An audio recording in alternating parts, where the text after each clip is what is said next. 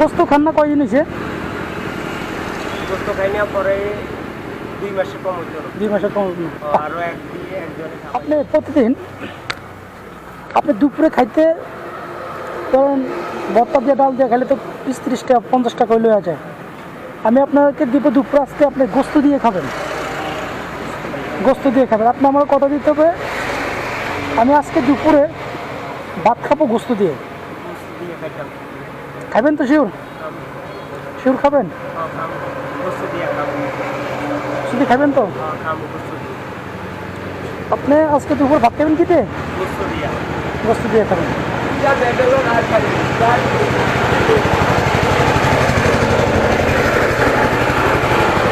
সত্যি খাবেন তো গোস্ত দিয়ে? গোস্ত খান না কয়দিন হয়েছে? গোস্ত খাই না পরে 2 মাসে কম হইতো। 2 মাসের কম। আরো একজনে খাবাইতো।